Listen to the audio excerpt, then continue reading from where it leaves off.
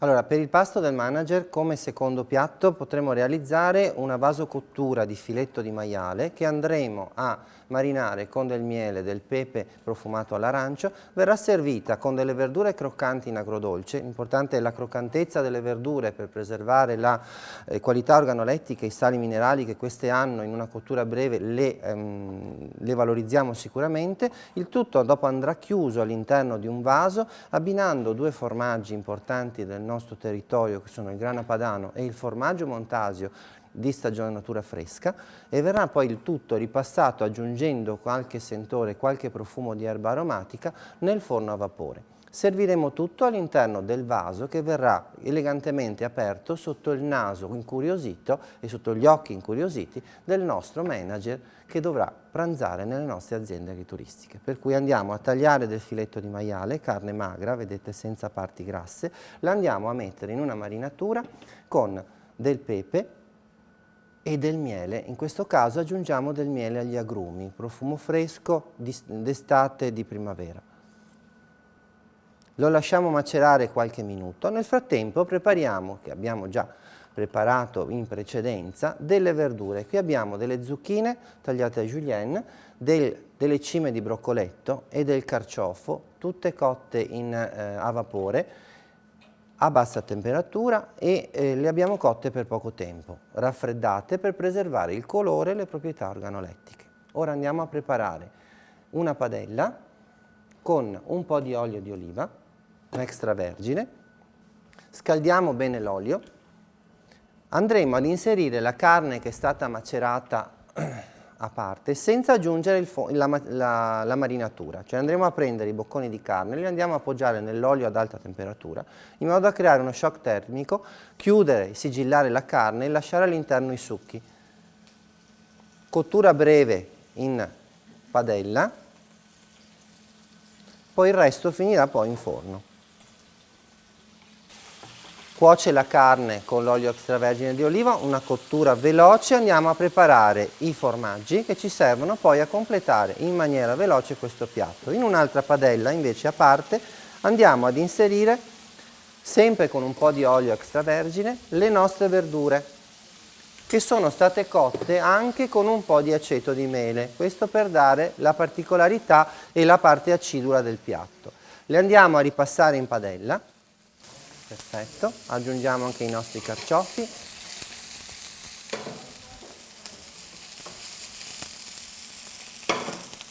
Ora vado a scagliare del grana, togliamo la crosta al formaggio. A completare il piatto prendiamo le verdure che andiamo ad inserire, fai tu, con lo spillone all'interno del vaso. Qui in questo vaso abbiamo tutto il piatto completo, contorno, carne e anche il formaggio in questo caso. Piatto energetico sicuramente, ci permetterà poi però di sederci alla scrivania o andare a tenere una riunione da amministratore delegato senza avere la pesantezza sullo stomaco. Ok, adesso inseriamo 3-4 pezzettini di carne, va benissimo, bello caramellato, rosolato, eccolo qua. A questo punto aggiungiamo il grana padano, con le mani tranquillamente, e poi mettiamo in superficie anche il formaggio montasio appoggiato sopra la carne. Per finire completiamo con del rosmarino fresco, un po' di erba cipollina e anche della maggiorana, un po' di fondo di cottura della carne. Ora chiudiamo il tutto e lo andiamo a mettere in forno a vapore, o anche se non abbiamo il forno a vapore possiamo utilizzare un semplice bagnomaria.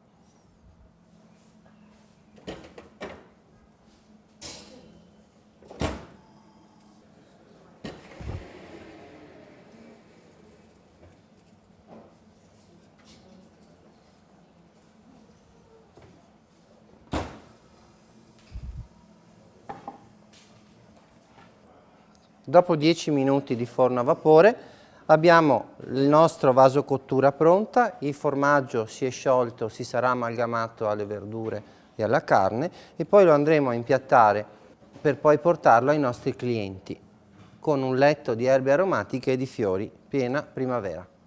Chef, volevo chiedere una cosa, perché ha scelto di mettere il miele nella carne? Miele e formaggio sono due cose che stanno sempre bene assieme. Anche in una degustazione di formaggio gli abbinamenti col formaggio possono essere fatti con miele di vario tipo.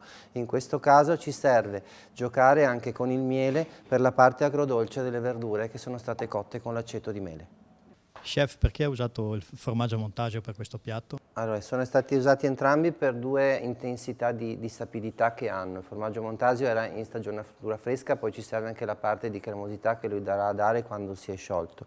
Il formaggio Grana Padano ci dà quello spunto così un po' più di piccantezza che ha come formaggio. Li usiamo perché stiamo usando prodotti del territorio, per cui stiamo usando due grandi formaggi del territorio. Lo portiamo in tavola e davanti agli occhi stupiti del nostro manager apriremo il vaso per far uscire questa esplosione di profumi.